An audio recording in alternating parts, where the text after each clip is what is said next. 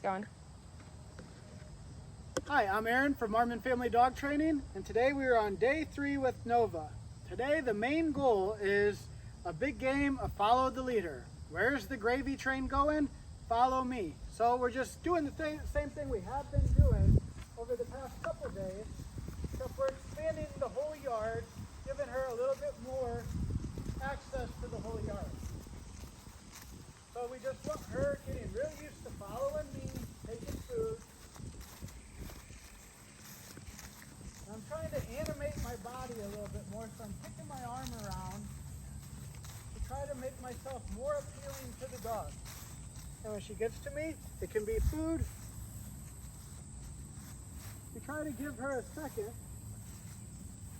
to find something more interesting. Let her explore. And we're looking for times to build gaps.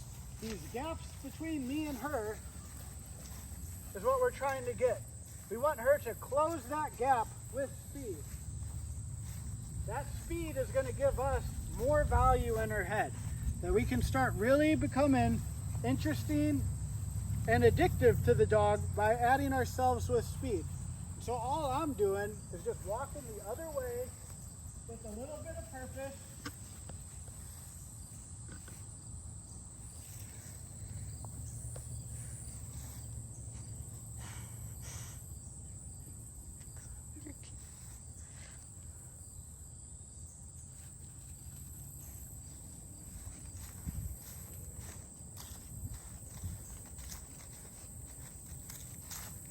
Gets to me food. We're just trying to keep the attention on me. So I'm just looking for times to get a gap, because that gap is going to make me more interesting to her. That gap is going to equal speed. That speed's going to be start talking to her subconscious of, I can't let this guy get out of my sight. He's going to go away. And we want her inner dialogue to be, get back here. You're not going to get away from me. You're too slow to get away from me. I can catch you. Because this is how you're going to get the dog to subconsciously just want to be by you. And then when you have their engagement, we can just start holding on to it. Puppies don't have the biggest attention span. So it's usually when she sees the butterfly or smells something, I just try to sneak away and keep all the attention always funneling back to me. She starts looking at one way or I start getting boring. Just keep it moving.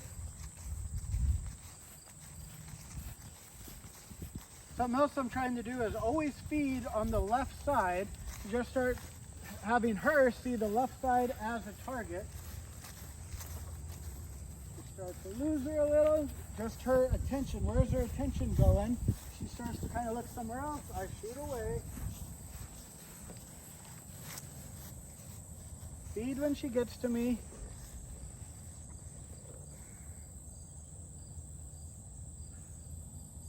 We're going to start working this sit into a down as time goes on.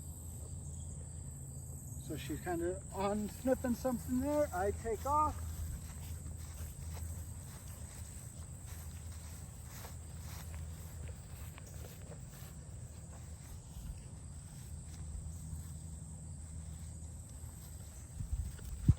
We got a sprint, and that sprint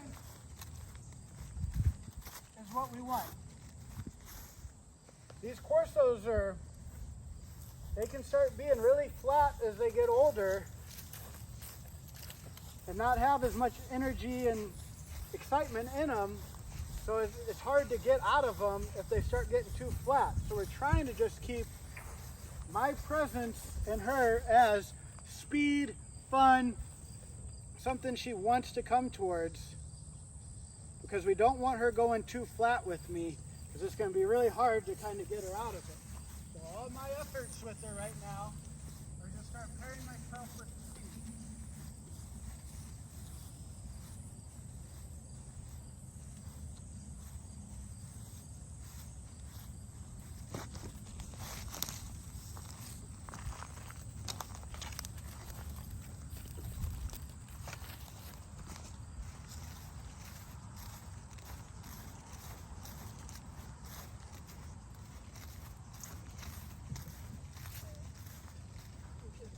So if she ever does ignore me, it's not a loss of, oh, well, she's not paying attention to you right now. I look at it as an opportunity to get some distance, because that distance is just going to mean she's going to pick up more speed coming my way. And as time goes on, she's going to not let me get that far away. So that's kind of what we're building, is just finding little gaps we can close to start pairing yourself with speed. Just think, this is why they like the squirrel. This is why they chase the guy on the bicycle. They chase things because those things are speed, and that's just talking to their inner DNA of chase after something. And so if we can speak to that DNA with running fast equals me, we're going to be a lot more valuable to her. So as she gets older and starts seeing the world, it's not going to be, see you later, guy, I want to go do this or do that. That looks better than you. It's harnessing this drive and building this engagement. So when we get into the real world, I mean something to her. It's not abandon me because I'm boring. I'm trying to just set myself up as something really interesting that she wants to be by. So the main way we do that is food, building some distance, start pairing ourselves with speed. And then when you have the engagement, that's where we kind of start working the down. We just want her default positions to be, I'm walking away, you follow me. I stop, we lay down. And when I'm walking, you walk on my left side. This is building an eventual recall, down, and heel. But we want her to just default into these positions, not me luring her or me forcing her to get there. Her choosing these positions to be in, and then me rewarding those choices until she starts to just make them on her own and starts instinctually doing these things. I'm going to do one more lap. She starts getting hung up on something else, I'm out of here. I actually just got something really busy and important to do. They're saying, hey, where you going? Get back here. Try to get her on this left side. And start feeding right here on the left side.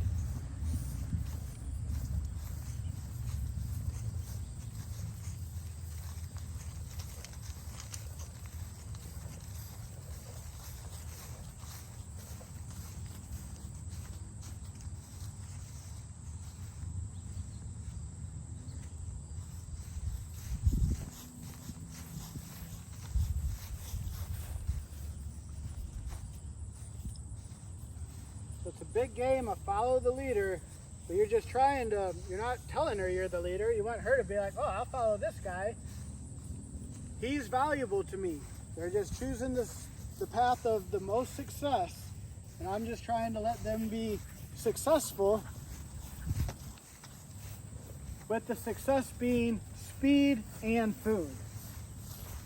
Just pairing myself with success by pairing myself with speed, getting gaps that she can close to get to me,